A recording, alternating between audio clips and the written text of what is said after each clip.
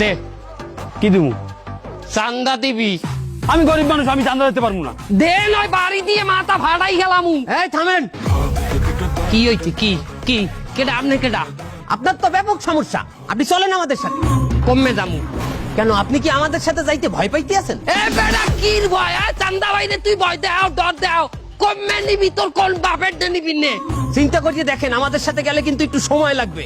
আর তো সময় কমায় তুই চান্দা বাইরে ইগোতে হাত করছো। তুই তুই নে, কমে নিবি আমার নে। আচ্ছা ঠিক আছে, চলেন আমাদের সাথে। ল তুই ছেড়, আমার কি ছিড়বি? ল ল।